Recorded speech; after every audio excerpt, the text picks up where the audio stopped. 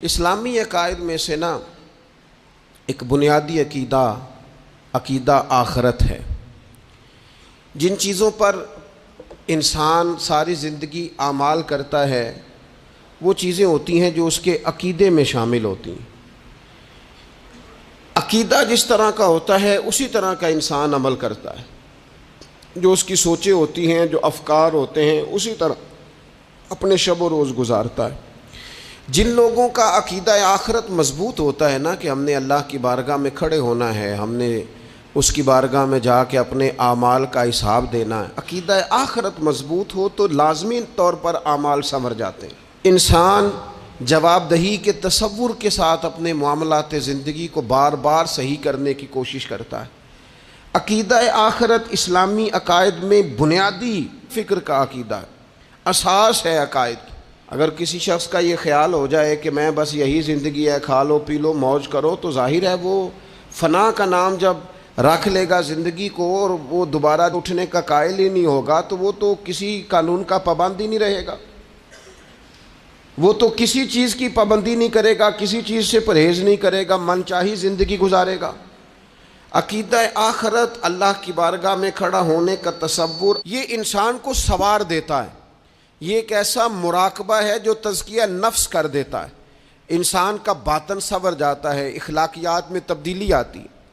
پھر کوئی کیمرہ بھی نہ لگا ہو نا، کوئی بھی نہ دیکھ رہا ہو تو بندہ پھر بھی نیک ہو جاتا ہے، چونکہ اس کا خیال ہوتا ہے میرا رب مجھے دیکھ رہا ہے، صبح قیامت میں اپنے رب کی بارگاہ میں کھڑا کیا جاؤں گا۔ تو عقیدہ آخرت کی مضبوطی، اس تصور کا مضبوط ہونا امت مسلمہ کے لیے نہایت ہی ضروری ہے۔ آپ دیکھیے قرآن مجید فرقان حمید ہماری توجہ دلاتا ہے، اور سورۃ القیامہ کے اندر اللہ کریم نے ارشاد فرمایا ایحسب الانسان، کیا آدمی اس گھمنڈ میں ہے، کیا انسان کا یہ خیال ہے ان یترک سدی، کہ اسے آزاد چھوڑ دیا جائے گا، اس سے پوچھا نہیں جائے گا؟ کیا انسان یہ سمجھتا ہے اس سے کوئی سوال؟ ایحسب الانسان، کیا انسان اس گمان میں ہے، اس گھمنڈ میں ہے ان یترک سدی، کہ اسے آزاد چھوڑ دیا جائے گا، کوئی پوچھنے والا نہیں ہوگا؟ اسے آزاد نہیں چھوڑا جائے گا، اس پر پابندیاں ہیں، اس پر کچھ قیود ہیں، اسے کچھ حدود بتائی گئی ہیں، اسے ایک دائرہ کار دیا گیا ہے، اسے بتایا گیا ہے کہ یہ حلال ہے، یہ حرام ہے، یہ تیرے لیے جائز ہے، یہ تیرے لیے جائز نہیں ہے۔ اس چیز کی حد تک تو آگے بڑھ سکتا ہے، یہاں سے اس لائن کو تو کراس نہیں کر سکتا۔ اس پر پابندیاں ہیں، ان پابندیوں کے بیچ رہ کے وہ زندگی گزارے گا۔ اور یہ بھی یاد رکھے، یہ آیت ایک دوسرا معنی یہ دیتی ہے کہ یہ مت سمجھے کہ صبح قیامت اسے چھوڑ دیا جائے گا، اس سے پوچھا جائے گا، اس سے سوال کیا جائے گا۔ اللہ کی بارگاہ میں جب یہ کھڑا ہوگا تو اسے اپنے اعمال کا حساب دینا ہو۔ لازمی طور پر ایک عدالت صبح قیامت لگے گی، جس عدالت میں مجرم پیش ہوں گے، انہیں اپنے جرموں کا حساب دینا ہے، ظالموں کو کھڑا کیا جائے گا، ان سے ان کے ظلم کے بارے میں باز پرس ہوگا۔ تو لازمی طور پر عقیدہ آخرت کی مضبوطی انسان کو مضبوط کرتی، اس کے اعمال پر پیرے بیٹھ جاتے ہیں، وہ پھونک پھونک کر قدم رکھتا ہے، سوچ کر جملے بولتا ہے، وہ کوئی بھی معاملہ کرتا ہے تو اس میں اس کا خیال ہوتا ہے کہ میں نے دنیا سے چلے جانا ہے، میرے پاس پتہ نہیں کتنا وقت بچا ہے، لہٰذا مجھے آخرت میں پیش ہونا ہے، اپنے معاملات کی آسانی کے لیے، وہاں کی آسانی کے لیے میں یہاں تھوڑا سوچ سمجھ کے چلوں۔ رب فرماتا ہے تجھے ایسے ہی آزاد نہیں چھوڑا جائے گا، آزاد پنچھیوں جیسی زندگی نہ گزار، صبح قیامت کے معاملات کو پیش نظر رکھ، اس پر غور کر۔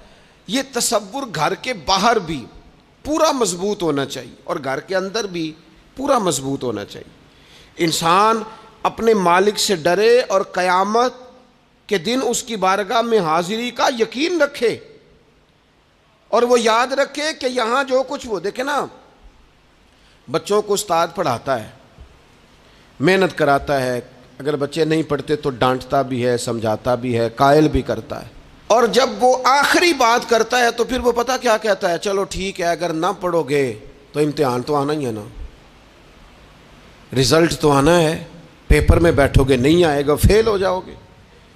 یہ لاسٹ پر یہ بات ضرور ہوتی ہے، اور یہ امتحان دینے کا تصور اور امتحانی سینٹر میں جانے کا خیال طالب علم کو مجبور کرتا ہے کہ میں اسباق تیار کروں، میں بار بار اس پر غور کروں، میں کتاب کو سمجھوں، میں اس کو حل کروں چیزوں کو، تاکہ جب میں مرکز میں جاؤں پرچہ دینے کے لیے امتحانی سینٹر میں تو پھر مجھے پریشانی کوئی نہ ہو۔ بس سمجھانے کے لیے بات عرض ہے کہ یہاں لوگوں کو بتایا جاتا ہے، قائل کیا جاتا ہے یہ حلال ہے، یہ حرام ہے، یہ تیرے لیے ٹھیک نہیں ہے، یہ تیری حدود ہیں، یہ تیرے قیود ہیں، یہ تیرا دائرہ کار ہے۔ لیکن اگر پھر بھی کوئی بندہ باز نہ آئے، پھر بھی کوئی شخص باز نہ آئے، تو پھر اس کو کہا جائے گا صبح قیامت اللہ خود حساب لے لے گا، پھر تجھے مالک اپنے سامنے کھڑا کرے گا، ثم لتسألن یومئذ عن النعیم، پھر وہ تجھ سے ایک ایک نعمت کے بارے میں سوال کر لے گا، پھر تجھے جواب دینا ہوگا۔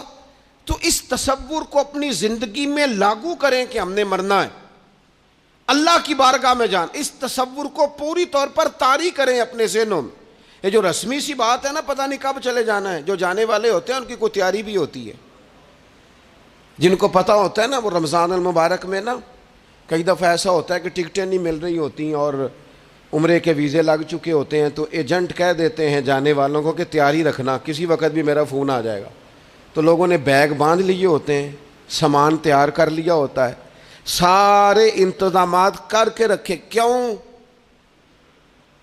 کہ پتہ نہیں کس وقت بلاوا آ جائے گا۔ تو روز کہتا ہے پتہ نہیں اللہ کی جانب سے کس وقت بلاوا آ جائے گا۔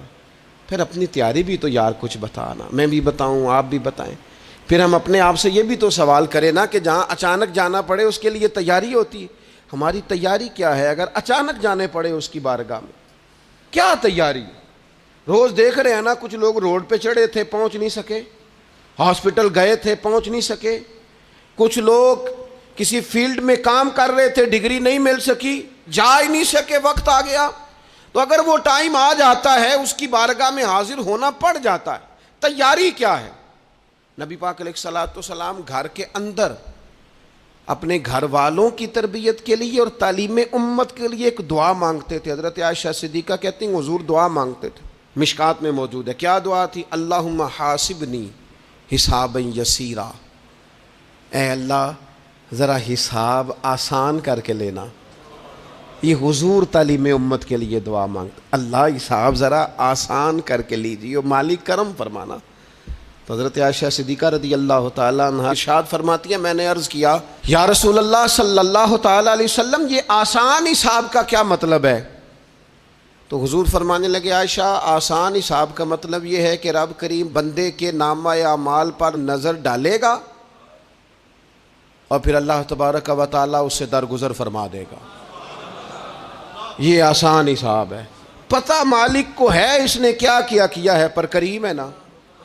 عدل کریں تے تھر تھر کمبن، اچیاں شاناں والے تے جے فضل کریں تے پھر بخشے جامن میرے جے منہ کالے، نظر کرے گا پھر معاف فرما دے گا۔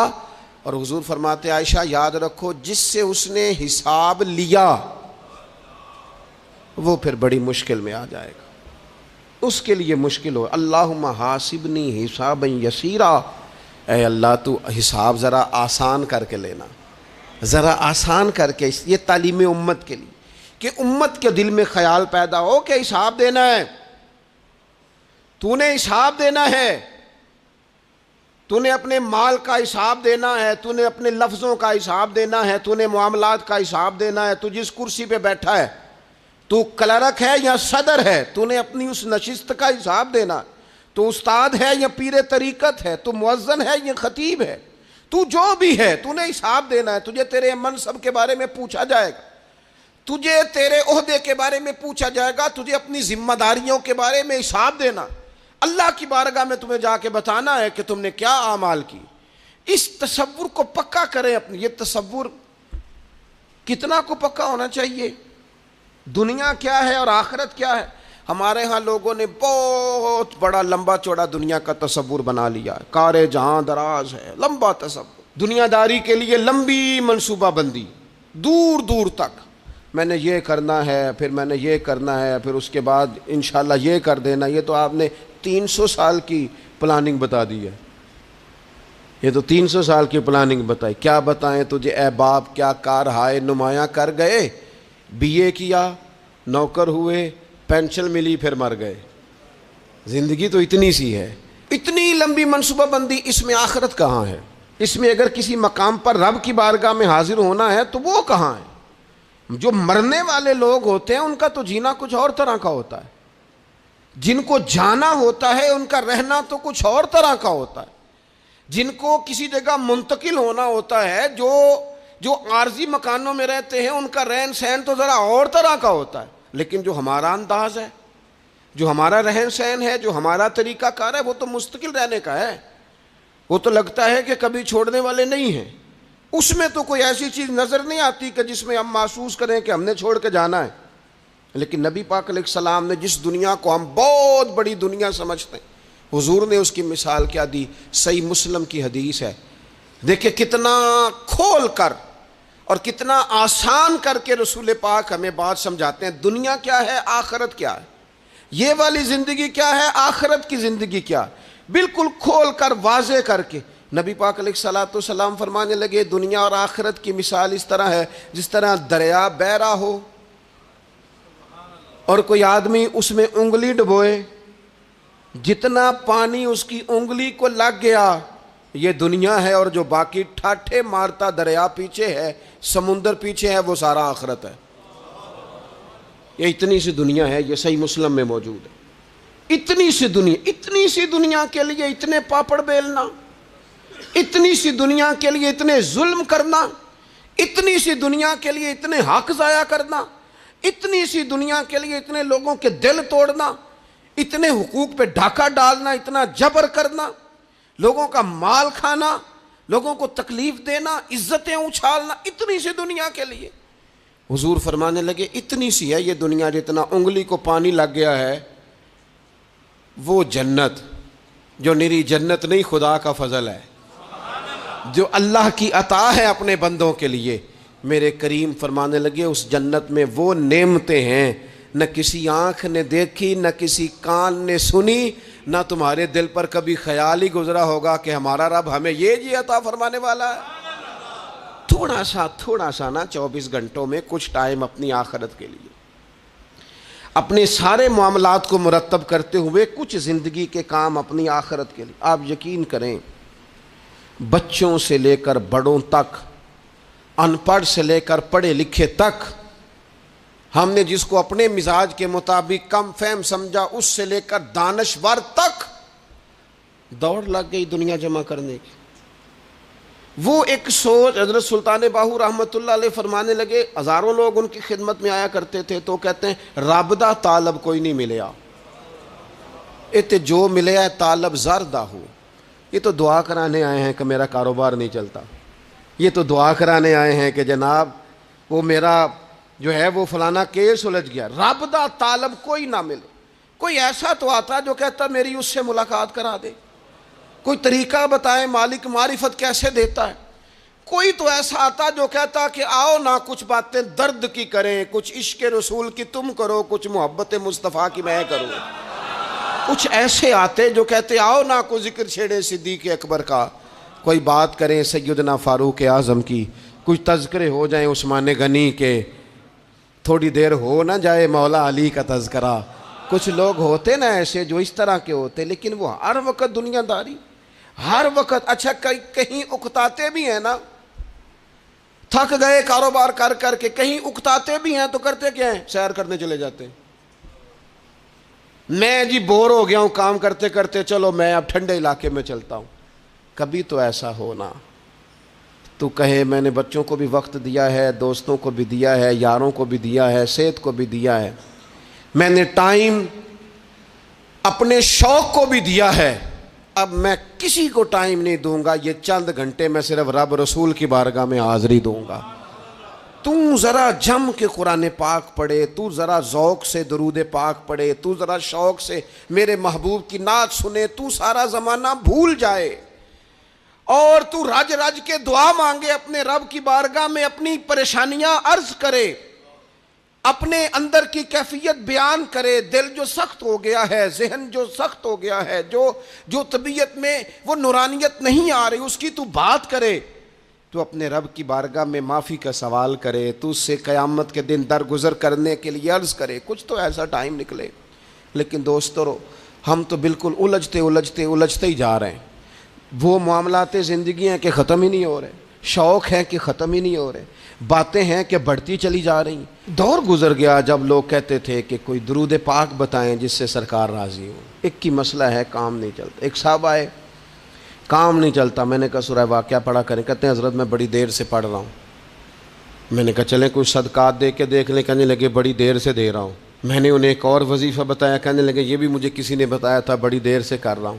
تو میں نے انہیں کہا پھر میری ایک ناقص رائے یہ ہے کہ سارا کچھ کرنے کے بعد اگر ابھی تک پھر بھی آپ سمجھ رہے ہیں نا آپ کی مرضی کے مطابق آپ پر دروازے نہیں کھل رہے، پھر آپ صبر کریں، جو میرا رب چاہتا ہے اس پہ راضی رہ کے دیکھیں ذرا، پھر ذرا راضی رہ کے دیکھیں، پھر دیکھیں کہ مالک کا فیصلہ کیا ہے۔ وہ آپ کے حق میں کوئی رحمت والا فیصلہ ہی فرمائے گا، پھر ذرا انتظار کر کے دیکھیں، پھر ذرا صبر کر کے دیکھیں۔ پھر وہ کہتا وَبَشِّرِ الصَّابِرِينَ، محبوب یہ جنہوں نے صبر کیا ہے انہیں میری رحمت کی خوشخبری سنا دو۔ پھر وہ کہتا ہے باقیوں کے پاس مال ہوگا، دولت ہوگی، اقتدار ہوگا، بڑا کچھ ہوگا، ان اللہ مع الصابرین، صبر کرنے والوں کے ساتھ رب کریم ہوگا۔ پھر ذرا ٹھہر ہی جائیں، پھر تھوڑا حوصلہ ہی کر لیں، پھر اس کے فیصلے کا ذرا انتظار کر کے دیکھیں۔ ہم نہ من چاہیے زندگی کے پیچھے پریشان ہیں اپنی آخرت کے، اور آخرت کرتی کیا ہے؟ جب آپ کا آخرت پر یقین پکا ہو جاتا ہے نا، پھر لازمی طور پر انسان کے اعمال سنورتا ہے۔ آپ یقین کریں سنورتے ہیں، 100% سنورتے ہیں۔ آپ آخرت پر جتنا یقین، حضرت عمر کا آخرت پر یقین پکا تھا نا، دنیا میں مکان ہی کوئی نہیں بنایا، پکا تھا۔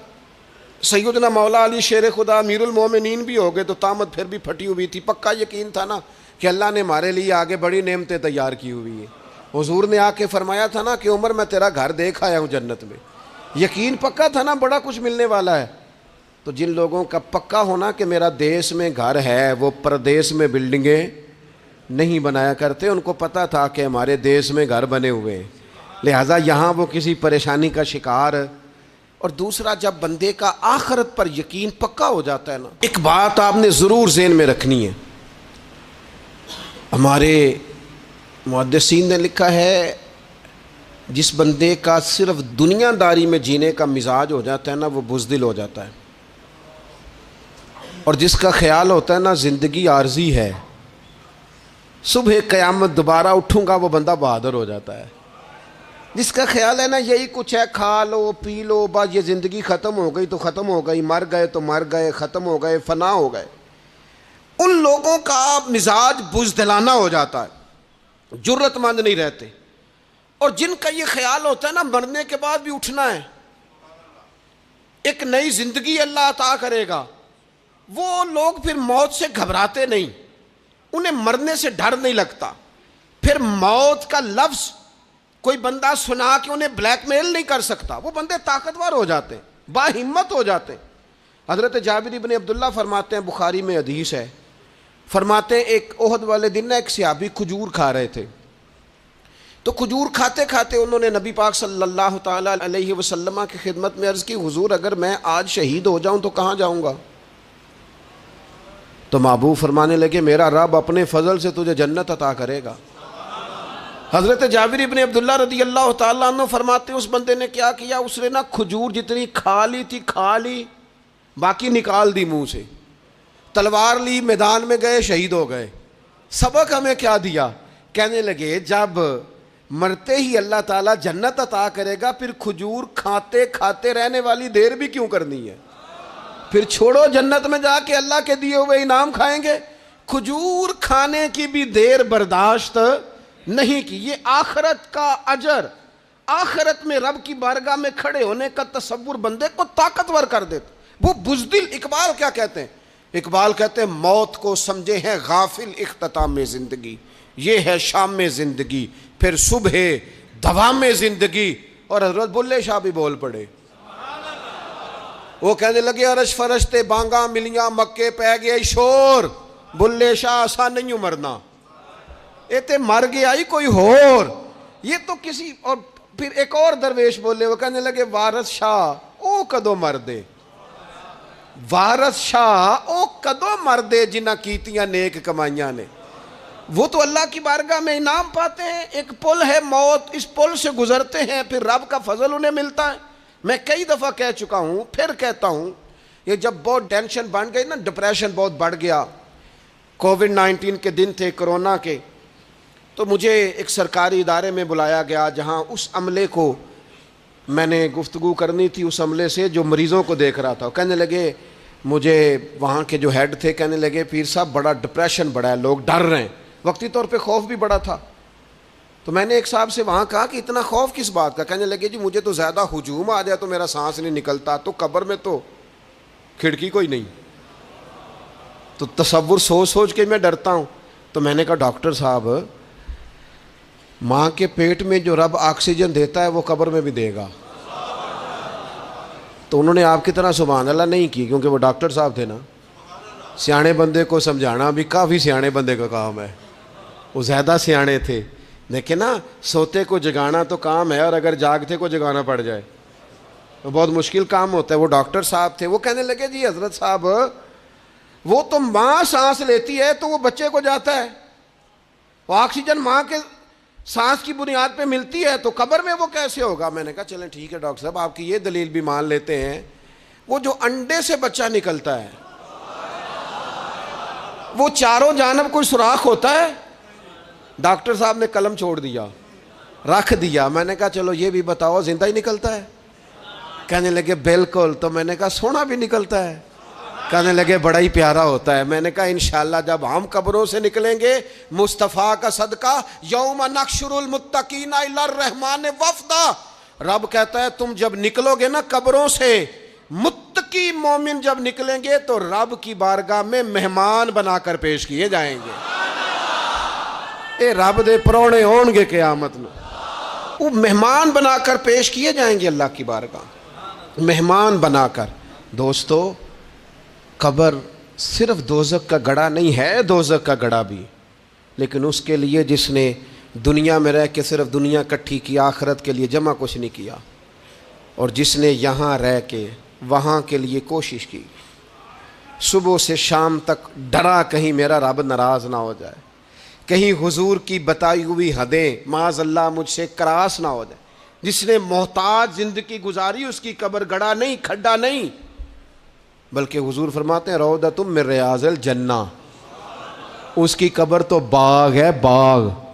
ایک منٹ کے لیے صرف سوچنا، بندہ فوت اور سیدھا اسے باغ میں چھوڑا ہے کوئی، باغ ہے قبر، باغ. اور باغ بھی معمولی نہیں، معمولی کیاری نہیں، روضۃ من ریاض الجنہ، جنت کے باغوں میں سے باغ. اور باغ اتنا سونا ہے جس میں آنکھ کھلے گی تو پہلی زیارت ہی مدینے والے رسول کی نصیب ہوگی. تو خوف آتا ہے وہاں جاتے ہوئے. پہلے بھی میں نے کہا تھا، پھر کہتا ہوں، وہ مرحوم آسی نے کہا تھا آج پھولے نہ سمائیں گے کفن میں آسی، او قبر کی رات ہے ان سے ملاقات کی رات. آج تو ملاقات. تو یہ جو عقیدہ آخرت ہے یہ انسان کو بزدل نہیں کرتا، بہادر کر دیتا ہے. جو لوگ عقیدہ آخرت نہیں رکھتے بزدل ہو جاتے ہیں، اور لازمی طور پر بزدل ہو جاتے ہیں. اسی طرح یہ جو عقیدہ آخرت ہے یہ صبر و تحمل پیدا کرتا ہے انسانی زندگی میں، ٹھہراؤ پیدا کرتا ہے. انسان محسوس کرتا ہے کہ کل دنیا یہ نہیں، آگے بھی اللہ بڑا کچھ عطا فرمانے والا ہے. اس کے مزاج کے اندر تحمل، بردباری، سکون رہتا ہے. یعنی نہیں بھی اگر کسی مظلوم کو انصاف مل سکا دنیا میں تو وہ پھر بھی بے صبرا نہیں ہوتا، وہ ٹھہراؤ کا شکار ہے. اسے پتہ ہے قیامت کے دن بھی ایک عدالت لگے گی، اللہ کی بارگاہ میں جانا ہے. نبی پاک علیہ الصلوۃ والسلام نے فرمایا اگر سینگوں والی بکری نے بغیر سینگوں والی بکری کو تکلیف دی ہوگی تو قیامت کے دن اسے بھی بدلہ دینا پڑے گا. تو یہ تحمل پیدا کرتا ہے، انسان کو ایک حوصلہ ہوتا ہے کہ ساری عدالتیں یہاں نہیں، قیامت میں بھی لگنی. جب انسان عقیدہ آخرت رکھتا ہے نا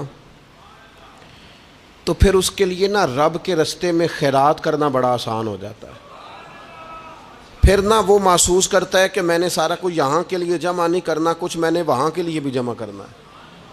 وہ پھر اپنی آخرت کے لیے کچھ نہ ایک بینک آخرت کا بھی بنا لیتا ہے، اس میں بھی کچھ نہ کچھ جمع کراتا رہتا ہے. اسے پتہ ہوتا ہے کہ میں نے اللہ کی بارگاہ میں حاضر ہونا ہے، وہاں کی بھی کچھ نہ کچھ تیاری. نبی پاک صلی اللہ تعالیٰ علیہ وسلم نے بکرا بھیجا گھر میں ذبح کرنے کے لیے، تو سرکار تشریف لائے سر شام، تو فرمایا کیا بنا؟ عرض کی یا رسول اللہ صلی اللہ تعالیٰ علیہ وسلم سارا بانٹ دیا ہے، محلے داروں میں، رشتہ داروں میں، غریبوں میں سارا بانٹ دیا، بکرے کی ایک دستی صرف بچی ہے، آپ کے لیے رکھی ہے۔ تو حضور نے توجہ کیا دلائی، محبوب نے کس طرف رخ کیا؟ حضور فرمانے لگے اپنے اہل خانہ سے، ازواج مطہرات سے، کریم فرمانے لگے عائشہ وہ جو تم نے بانٹ دیا ہے نا وہ سارا ہی بچ گیا ہے، وہ سارا ذخیرہ ہو گیا، وہ جمع ہو گیا ہے آخرت کے لیے، وہ ہمارے پاس بچ گیا ہے۔ یہ جو تم سمجھتے ہو نا یہ بچا کے رکھا ہے، یہ تو ہم استعمال کر لیں گے، وہ ہم نے سیو کر لیا ہے، وہ بچ گیا ہے۔ حضرت ابو ذر غفاری رضی اللہ تعالیٰ عنہ اپنے خادم سے کہنے لگے کہ مجھے پتہ چلا ہے یہاں فلاں جگہ کچھ غریب لوگ آئے ہیں، تو اس طرح کرنا، جو اچھا اونٹ ہے نا میرے اونٹوں میں سے، اچھا اونٹ وہ ذبح کر کے نا تو ان سارے گھروں میں تقسیم کر دو، جتنا گوشت وہاں بھیجو گے اتنا ہی میرے گھر میں بھی بھیج دینا۔ آپ کا وہ خادم کہتا ہے میں نے اپنی سمجھ کے مطابق اچھا اونٹ ذبح کر کے گوشت بنا کے میں نے بانٹا، اور میں نے اس طرح کیا کہ وہ حضرت ابو ذر غفاری کے گھر بھی اتنا ہی گوشت بھیجا جتنا تمام غربا کے ہاں میں نے بانٹا تھا۔ شام کو جناب ابو ذر غفاری اپنے اونٹوں کے باڑے میں آئے جہاں باندھا کرتے تھے اپنی حویلی میں، تو آ کے دیکھا کہ وہ سرخ بہترین اونٹ جو سب سے بہترین تھا وہ تو کھڑا ہے۔ تو آپ اپنے خادم سے کہنے لگے میں نے تمہیں کہا تھا جو سب سے اچھا ہے اس کو ذبح کرنا، تو وہ کہنے لگا حضور وہ باقیوں میں سے سب سے اچھا تھا، اس سے ہی تھوڑا سا کمزور تھا، اور یہ تو آپ کی سواری کے لیے ہے نا، یہ تو آپ کے کام آتا ہے، اس پہ تو آپ سفر کرتے ہیں، اس لیے میں نے اسے چھوڑ دیا، اور اس کے بعد جو سب سے اچھا تھا وہ میں نے ذبح کر دیا۔ تو حضرت ابو ذر غفاری فرمانے لگے تو شاید سمجھا نہیں، میں اسے بھی سواری کے لیے رکھنا چاہتا تھا پر اپنی آخرت کی سواری کے لیے، میرا دل تھا وہ جو آخرت میں سفر کرنا ہے نا، دشوار گزار گھاٹیاں ہیں، ان گھاٹیوں کے لیے وہ اونٹ میرے کام آ جائے گا، لہذا میں نے تجھے کہا تھا جو سب سے بہتر ہو وہ دے دینا تاکہ ذرا میری آخرت کی سواری بن جائے، تاکہ میں ذخیرہ کر لوں۔ بڑا دیا بال بچوں کو، بڑا دیا بہن بھائیوں کو، بڑا دیا دوست احباب کو، بڑے قرضے دیے ادھر ادھر، لیکن ساری زندگی دیے، ایک موقع پر صرف آپ نے کسی کو انکار کیا نہ، ایک موقع پر، تو وہ پچھلے جو 99 دفعہ آپ نے دیا ہوتا ہے وہ اس کا بھی منکر ہو جاتا ہے، وہ کہتا ہے تو نے کدی کام تے کام ہی نہیں آیا، وہ تو نے تو میری امید ہی توڑ دی، وہ سارے شکوے ساری زندگی کہاں خرچ کر دی بلا، کس مقام پر۔ اور یہاں حال یہ ہے کہ حضور فرماتے ہیں جب تو صدقہ دیتا ہے تو رب اسے اپنے دستے قدرت میں لیتا ہے، اور اس طرح تمہارے صدقے کو پالتا ہے جس طرح تم اپنے گھر میں بچھڑا نہیں پالتے، اس طرح صبح قیامت تمہیں وہ نتیجے کے طور پر پلا ہوا صدقہ ملے گا۔ ہم اپنی آخرت کو چونکہ اس لیول پر یقین نہیں لاتے الا ماشاءاللہ، لہٰذا اس کی تیاری کے لیے ذخیرہ نہیں کرتے، اپنی آخرت کی تیاری کے لیے ذخیرہ کریں اور کوشش کریں کہ اور یہ عقیدہ اپنی اولادوں میں، اپنے متعلقین میں، اپنے احباب میں اس کو راسخ کریں، کوئی نہ کوئی بات عقیدہ آخرت کی، قیامت کی ضرور اس کا تذکرہ کریں، ان باتوں کو اپنی زندگی کا حصہ بنائیں۔ اگر عقیدہ آخرت نہ ہو تو دنیا کی ساری چیزیں ویسے ہی لوگوں کو عجیب لگنے لگ جائیں، اگر کوئی قیامت ہی قائم نہ ہو تو مظلوم رہ گیا، ظالم نے تو پھر ظلم ہی کمایا، وہ تو پھر دندناتا پھرے گا۔ تو رب کہتا ہے اَيَحْسَبُ الْإِنسَانُ أَن يُتْرَكَ سُدًى، کیا انسان سمجھتا ہے کہ اسے یوں ہی چھوڑ دیا جائے گا، کوئی اسے آزاد ہی چھوڑ دیا جائے گا، کچھ پوچھا ہی نہیں جائے گا؟ صبح قیامت سوال ہوں گے، رب کی بارگاہ میں حاضری ہوگی، اللہ کے حضور سوالات کے جواب دینے ہوں گے، لہٰذا اپنی زندگی کے اعمال کو مرتب کرتے وقت، کوئی بھی کام کرتے وقت ایک تصور ضرور ذہن میں رکھیں کہ مجھے صبح قیامت اس کا حساب دینا ہے۔ یہ جو جواب دہی کا تصور ہوتا ہے یہ انسان پر پہرے دار ہوتا ہے، یہ اس کو مضبوط کرتا ہے، اس کی عقیدے کی بنیادیں اس کے عمل کو طاقتور کر دیتی ہیں۔ لہٰذا عقیدہ آخرت اپنے بچوں میں، آنے والی نسلوں میں، آپ دیکھیں حضور نے یہ عقیدہ آخرت مضبوط کر دیا تھا نا، تو پھر سیدہ فاطمہ الزہرا نے کچے مکان میں ساری زندگی گزار دی، پھر محبوب پاک نے دیکھا کہ وہ اونٹ کے بالوں کی بنی ہوئی چادر اوڑھ کے چکی پیس رہی ہیں، تو محبوب نے یہ نہیں فرمایا کہ اللہ آسانی کر دے گا، اچھا وقت آ جائے گا تو فکر نہ کرنا یہ مشکل، نہ محبوب کریم نے فرمایا فاطمہ دنیا میں تھوڑی مشقت برداشت کرو، اللہ آخرت کی ساری سعادتیں آپ کو ہی عطا فرمائے گا۔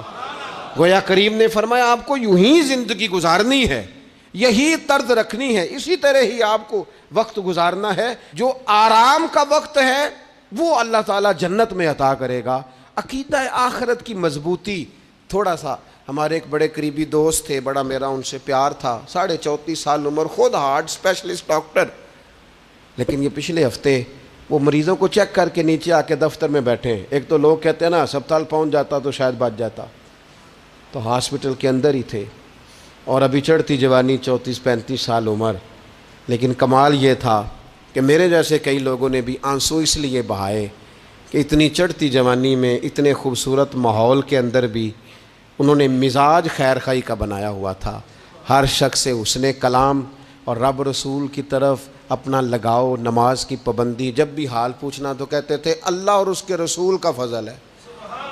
تو اپنی زندگی میں جن لوگوں کا تصور آخرت مضبوط ہو جاتا ہے وہ کئی دفعہ جلدی بھی سمٹ کر چلے جائیں تو ان کے حق میں رحمت والے فیصلے ہوتے ہیں۔ اللہ تعالی ہمیں سمجھنے کی توفیق عطا کرے۔